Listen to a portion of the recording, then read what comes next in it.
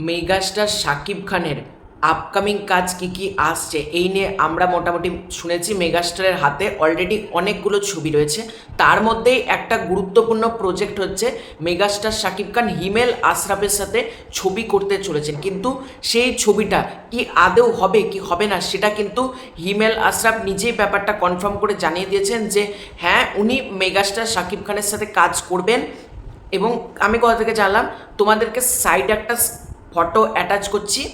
এই ফটোটা আমি হিমেল আশরাফ ফেসবুকে কমেন্ট করেছে, সেই কমেন্টটা আমি চ্যাট জিপিটি মারফত আমি বাংলাতে করলাম দিয়ে তোমাদেরকে বলছি। উনি লিখছেন, এখন অ্যাকশন সিনেমার ট্রেন্ড, এই অ্যাকশন সিনেমার ট্রেন্ডটা একটু কমুক, তারপর উনি আবার সিনেমা নিয়ে আসবেন। সেই ছবিতে ফ্যামিলি, ইমোশন, লাভ এইগুলো সব কিছু থাকবে এবং সিনেমাটা কাইন্ড অফ আমরা বলতে পারি প্রিয়তমা যেরকম প্যাটার্নের ছিল বা রাজকুমার যেরকম ছিল উনি সেরকম সিনেমা বানাতে চলেছেন। এবং আশা করা যাচ্ছে উনি এটা ভাবছেন 2026 অথবা 2027 এই দুটো সময় কিন্তু উনি সিনেমা বানানোর প্ল্যানিং করছেন, বা 26 বা 27 উনি কিন্তু সিনেমা বানাবেন। উনি কিন্তু ফেসবুকে হিমেল আশরাফ ব্যাপারটা নিজেই কিন্তু কনফার্ম করে দিয়েছে।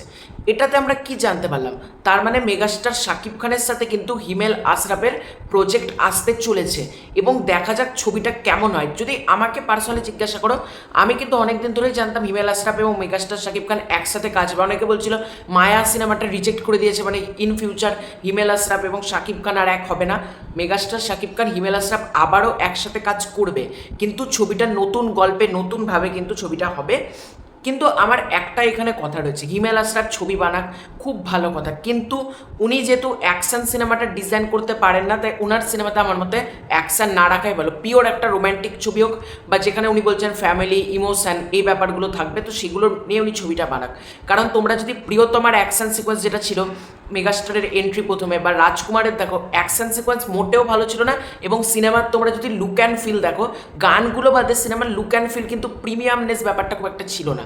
তো ওনাকে আমি বলবো উনি গুছিয়ে ভালোভাবে কাজটা করুক, এবং যদি অ্যাকশান থাকে ছবিটার মধ্যে উনি যেটা ভাবছেন, তাহলে যেন একটু যত্ন নিয়ে বড় কোনো কোরিওগ্রাফার, অ্যাকশান ডিরেক্টরকে নিয়ে ছবিটা তৈরি করা হোক। না তো ছবির মধ্যে অ্যাকশান রেখে লাভ নেই। রাজকুমার স্ট্যান্ডার্ডের অ্যাকশান বা প্রিয়তমার স্ট্যান্ডার্ডের অ্যাকশান 2026-27 সালে কিন্তু দর্শক নেবে না, যারা দর্শক এখন তুফান, বরবাদ, তাণ্ডব এইসব ছবি দেখছে। তো তোমাদের এই পুরো ব্যাপারটাকে নিয়ে কী মতামত? তোমরা কি খুশি যে হিমেল আশরাফ আর মেগাস্টার শাকিব খান আবারও একসাথে আসছে? কমেন্ট করে জানিও। খুব শীঘ্র দেখা হচ্ছে নতুন কোনো ভিডিওতে। চ্যানেলে নতুন হয়ে থাকলে চ্যানেলটাকে সাবস্ক্রাইব করে দিও। বাই।